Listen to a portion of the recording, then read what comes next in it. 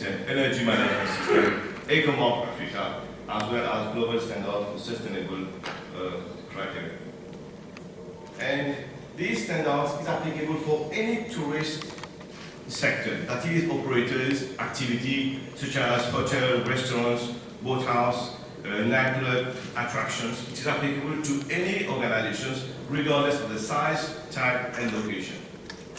And in 2002, at the World Summit in Johannesburg on sustainable production and consumption, and awareness on green movement started.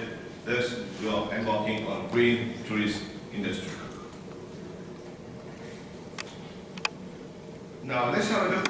Why is the needs for greening of our tourism industry? First, it is important to know that tourism contributes to 5% of greenhouse gas emissions. As you can see in the picture here, the flash flood, but tourism contributes to about 5%, so there is some contributions for the global climate change. And also to mitigate the environmental aspects of tourism activities for its survival. And also due to increasing demand for green destination. According to a survey from the National Leisure Travel Monitor, 50% of travelers consider themselves as environmentally conscious. And this tends to increase because people are becoming more aware about environmental issues. And this will help you tomorrow you're going to be certified to ecotourism. The tourists will prefer organizations which are environmentally friendly. And also for the long-term sustainability of the tourism sector, that is why we need for the green tourist industry. Now let's have a look at what are the adverse effects of tourism industry. We have two main components, environmental and also socio-cultural effects. Now if you have a look at environmental, you can see the impact on global climate, the climate change, the pollutions, discharge of wastewater to the environment, that is carbon dioxide emissions, the lagoons get polluted, the coral reefs fragilized, so all this will create foreign erosions of our shores, etc. And also due to deforestation, that is for building infrastructure, so you have to compensate for these things.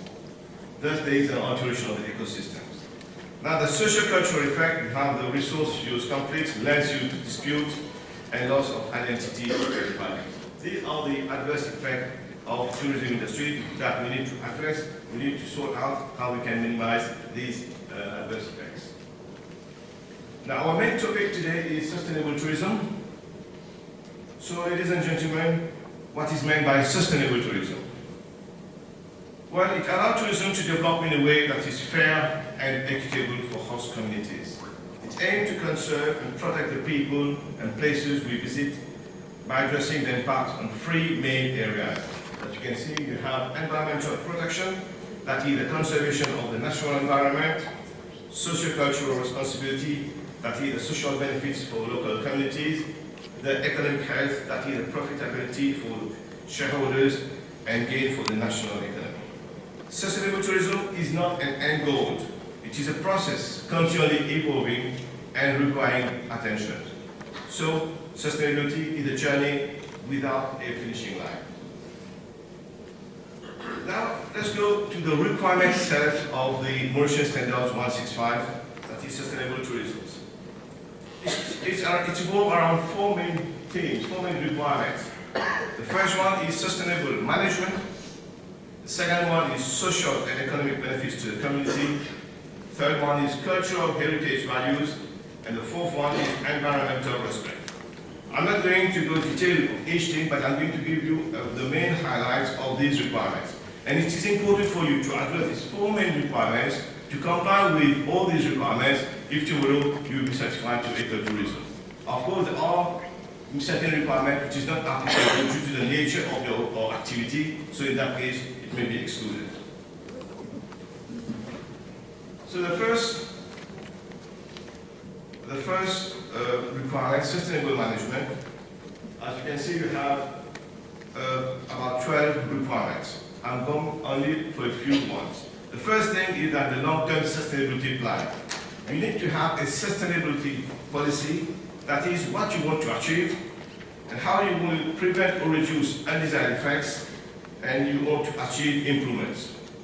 It is important for you to determine the risks and opportunities that need to be addressed. There are risks, so you need to ensure what are the risks how you can reduce it, what are the actions need to be taken so that you can go towards improvement. But first of all, it is very important that if there is no top management commitment in implementing the system will not work. The CEOs, the directors need to be committed that they want to go on eco-tourism. So you need to provide the resources, you need to train the people, to see the competent people, the responsibility are all established. People will look at the energy aspect, water treatment, and others. So each one will have their own responsibility and need to be competent. And also, another requirement is about the legal requirements. As you know, we have Tourism Act regulations, guidelines from the Ministry of Tourism and Leisure, which are mandatory. You need to ensure that you're complying with all these requirements, as well as international requirements. And then you need to communicate the legal requirements to all the people working in your organizations and also to other interested parties to ensure compliance with it. Because it is very important they are aware of the requirements so that tomorrow you can expect them to comply with and also at the same time comply with the laws of Mauritius. Other requirement that we have here is about communications. You need to demonstrate that marketing and promotional material use are accurate and do not promise more than can be delivered. You need to have a documented information system in place, such as document records.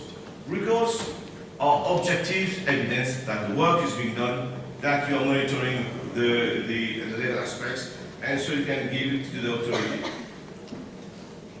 Now, operational control is about the control of processes. You need to establish criteria.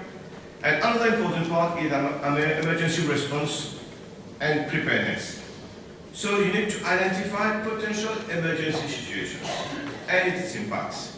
You will not wait that you will have a problem with your wastewater, there's leakage of waste oil, and then you will take action. You need to identify this risk. You need to see what needs to be done in case of such event happening, and you need also to test these emergency plan very well. And of course, you need to continually improve. How you will improve?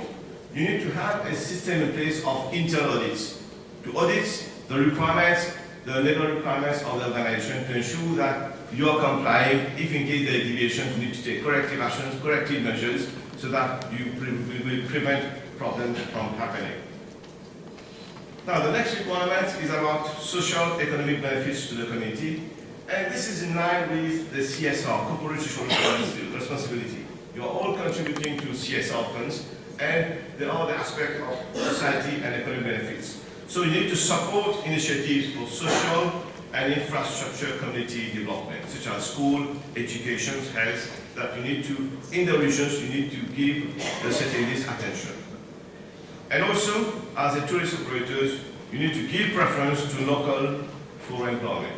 You need to promote eco-friendly products, and also you need to have a code of conduct for activities in local communities. And finally, we have a policy against commercial exploitation. Fortunately, most don't have this problem of child labor, but however, there are other commercial exploitation that may exist, that you need to ensure that it's being addressed. The next clause is about cultural heritage value. Now, as a multicultural society, the organization needs to follow code of behavior for visits to culturally or historically sensitive sites.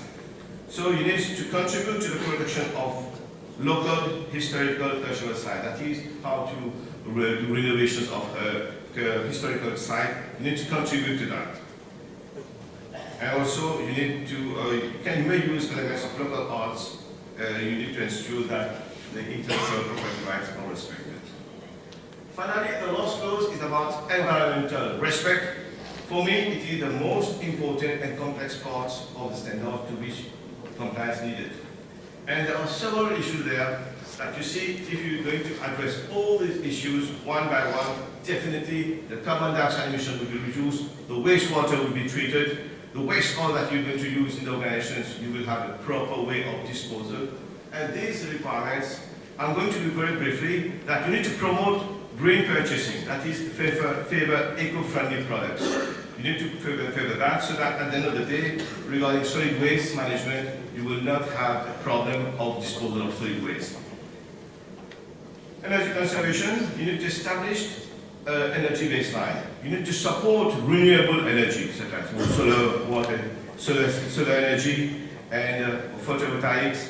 And you need to use energy efficient equipment, appliances, and vehicles.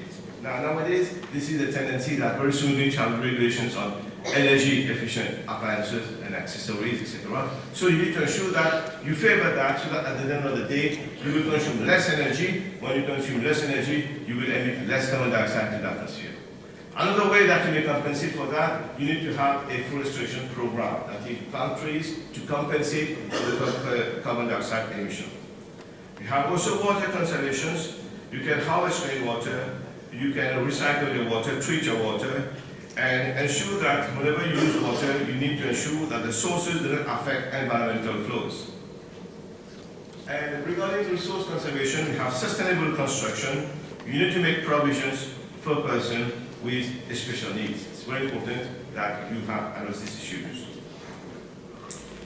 The second part is reduce pollutions. You need to measure the carbon footprint of your organizations. That is, during the year, how much carbon dioxide is emitted.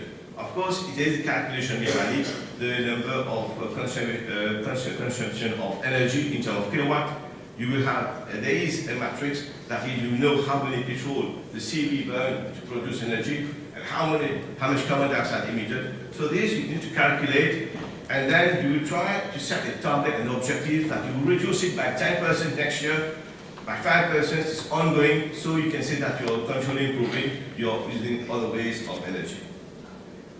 You have also hazardous waste, that is waste oil. You need to ensure, as per the Ministry of Environment regulations, how you dispose it. You can't just throw it in the rivers, you can get pollution. It's very important that you need to know how you handle this waste oil.